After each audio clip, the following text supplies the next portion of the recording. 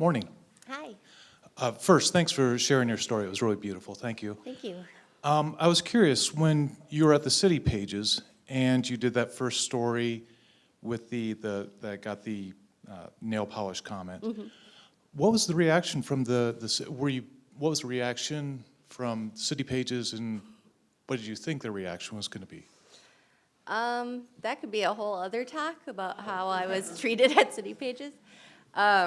Nobody cared. I mean, they wanted comments because it fed into page views, and that was kind of the goal of everything. So, yeah, nobody really cared. And I got a lot of blowback from my boss about being emotional, or he called me a shrinking violet anytime I tried to talk back about, ideas that he was presenting, and just, yeah, not a very empowering environment. So unfortunately, I didn't have a lot of support in that way. Thankfully, I have a lot of really great friends and a really supportive partner that would constantly say, like, stop reading that, close your laptop, everything's fine. They're just jerks.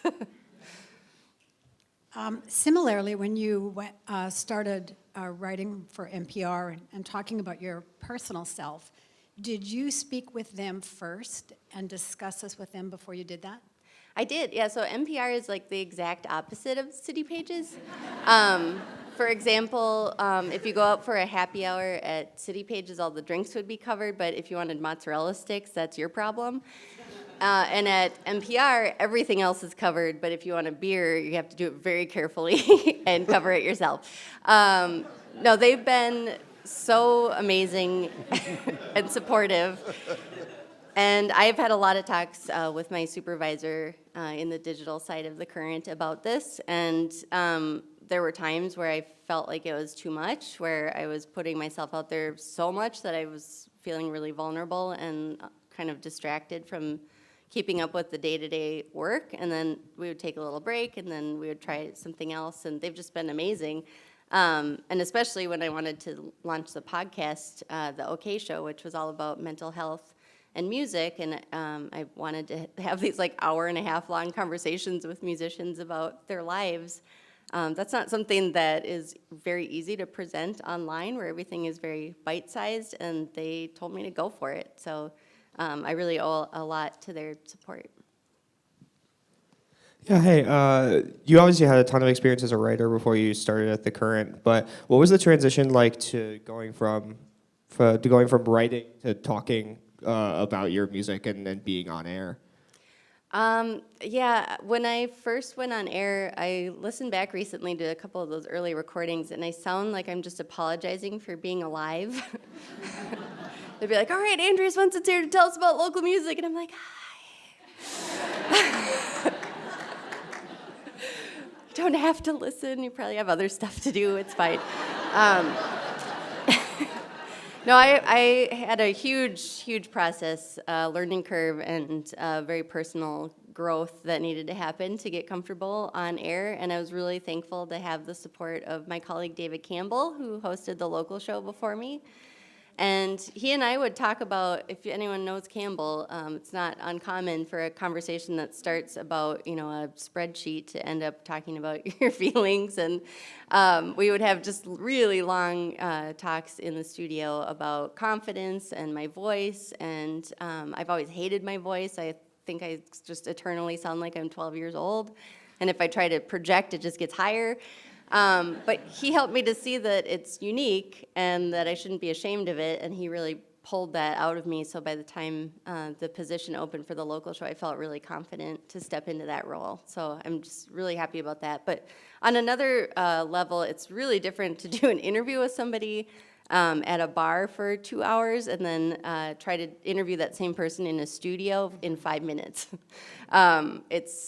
You have to be more aware of where the conversation is going, and my style has always been to just let people talk. I try to be really open and just make them feel really safe and comfortable, and that has benefited me in the print realm. But in audio, the listener doesn't have an hour and a half to listen to you guys order cheese curds and get down to business. So I learned to just be a lot more direct in my questioning and more concise, and to really interject myself in a conversation in a way that I hadn't done before. Hey, Andrea. I'm curious if you've gotten criticism from some of the people you've covered. You talked a lot about audience reactions, but have you done pieces where you heard from the musicians later that they were upset with how they were represented, or maybe they had regrets about being too personal with you? Only one comes to mind about someone who later kind of regretted being so vulnerable. And it was a tough position to be in because everything had already been recorded and it was ready to go. And I think I've learned a lot from trying to navigate that situation.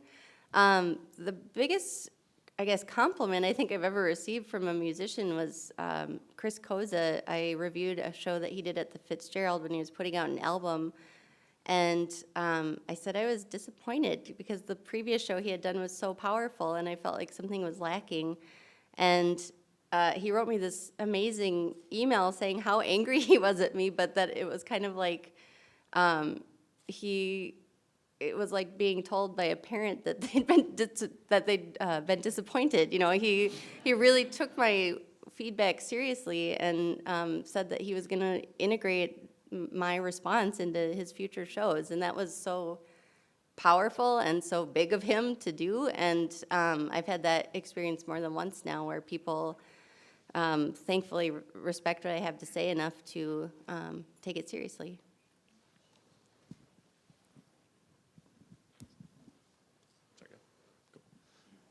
Just wanted to start with a compliment. I think you're a badass, so thank you for documenting. Thank you. And I'm married, so this isn't like a weird fanboy, like. And now so yeah, thank you for documenting and sharing stories from the Twin Cities. I think it's incredibly important. Open-ended question. I want to hear your perspective on the way that media platforms are evolving, the way that you can just decide you want a podcast and like put it out there, and then thousands or millions of people can connect with it. Mm-hmm. So what resonates with you about that, and what do you see kind of going forward?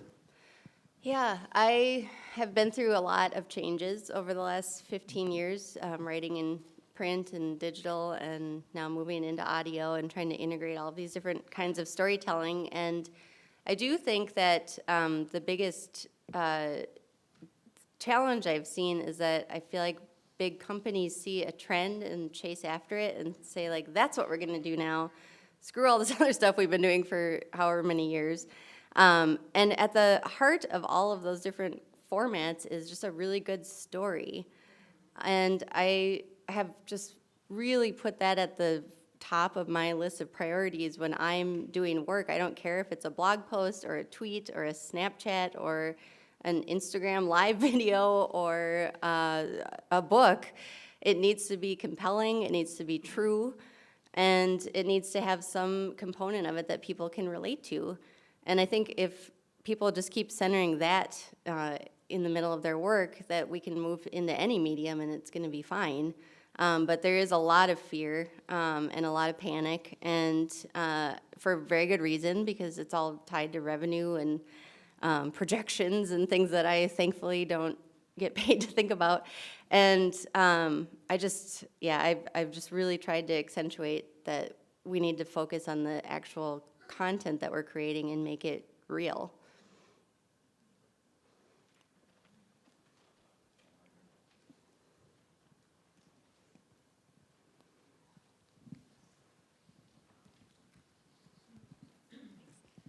So one of the interesting things I think about your work is you've gotten to cover death kind of as a community experience, and I was wondering if you could talk about that versus kind of the experience of a personal death in your life.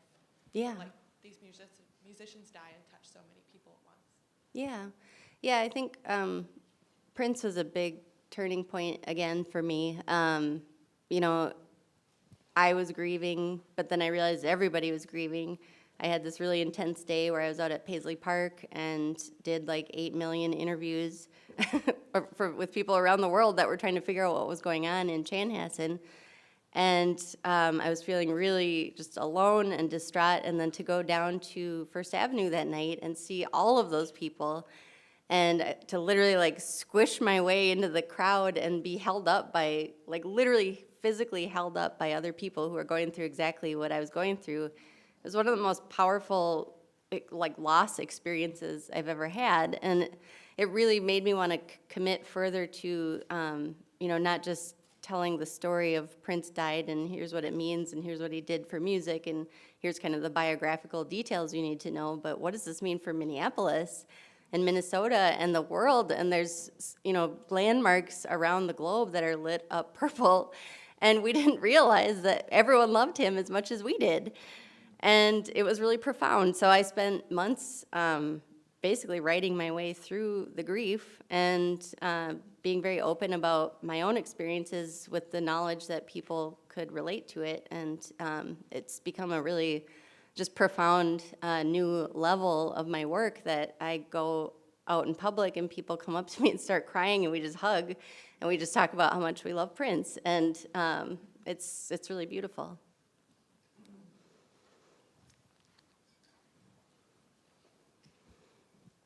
First, I'm going to second the badass comment. And I just want to say I'm sorry for the loss of your friend. So with that being said, with the current opioid epidemic, how can you see this community continue to help in any capacity, or what kind of movement have you seen? Yeah, thank you.